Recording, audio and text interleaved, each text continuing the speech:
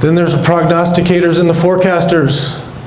I saw this in the newspaper and it struck me. It said the study found that nearly 75% of Americans at least one paranormal belief, and here are the 7 beliefs. But the one that stood out to me was this thing about fortune tellers. Fortune tellers and psychics can foresee the future. About 20%, 19% of people believe that. Now, if you're in one of those 19%, I hate to burst your bubble, but it's all fake. We have a problem if people believe that. You know, we bring in these magicians here from time to time, right? And they do these amazing things right in front of our eyes, and we're just blown away. And now I don't want to ruin it for you, but when the table is floating through the air in front of your eyes, it's not floating. Okay? It's all about the art of deception. And the fortune tellers and the psychics are no different. Same thing with the financial industry.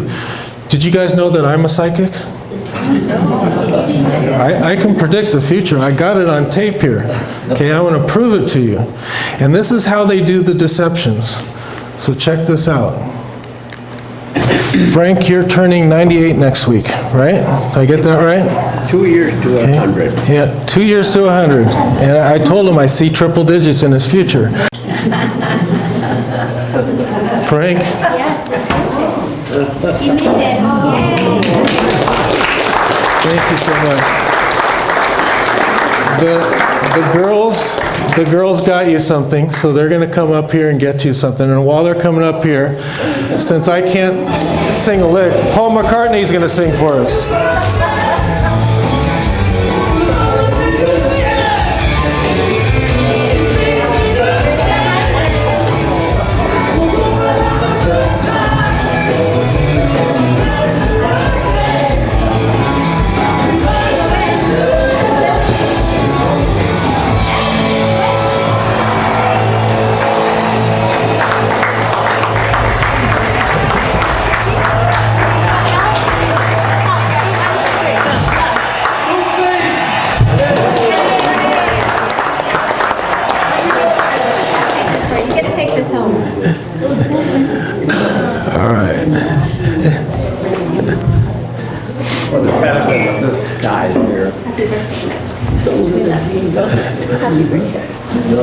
They want to know my secret for longevity. Absolutely.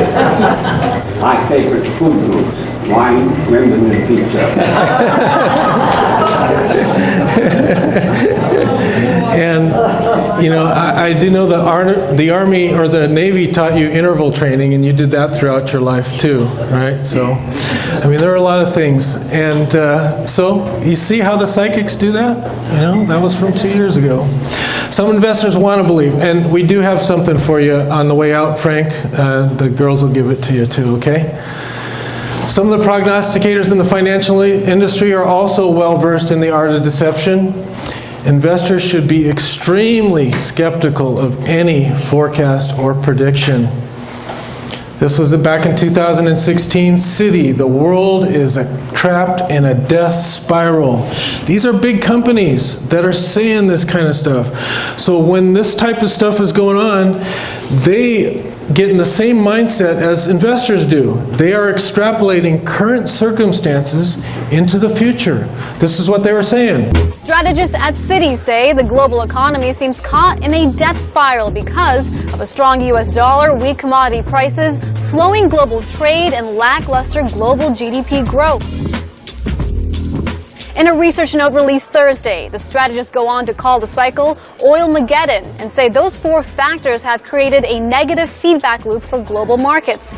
According to Citi, the so-called negative feedback loop could snowball into a, quote, significant and synchronized global recession and, quote, proper bear market in stocks.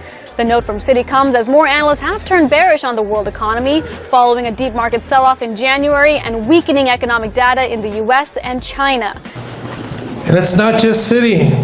All the big companies do it. So this is different than a fearmonger, though. This is a forecaster. These forecasters are paid to forecast and predict. They're paid big money to forecast and predict, and they have multi-million-dollar research behind them. Okay, it's their job. So they're not trying to scare people, but that's what they're predicting. So this is Goldman Sachs, another big firm. Goldman only sees 90 good days for U.S. stocks in 2017. U.S. stocks have had an incredible run over the last 2 months, and even at these record-breaking levels, there are still profits to make, at least until March, when it will be time to run for the hills. The path to the market suggests you need to make money in the first 90 days of the year, Costin said at a conference in London on Monday. After peaking at 2,400 in March, Goldman expects the S&P 500 to end 2017 around 2,300. We got a lot of information on this guy Costin. You know, he gets some right, gets a lot wrong. So this is what they were saying. This was the article that they put out. It was right here when they wrote it. We expect this to happen, and then this is going to happen. But this is what happened.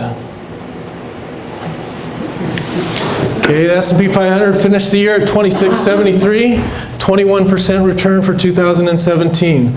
All these experts, they state convincing cases, you know, with all their multi-million-dollar research. But the reason for the forecast, it just doesn't matter. The problem with forecasting is the infinite possibilities and random future variables that can't be part of any forecast. Things will change for reasons unknown to us at the present time. So whether you're a forecaster, a prognosticator, a scamster, a fearmonger, or a greed monster, the deception is the same. Make enough predictions, some will come true, and then we'll point you to those. Or scare investors, like the fearmongers, with fear, and make empty promises with the greed, and investors will send us money.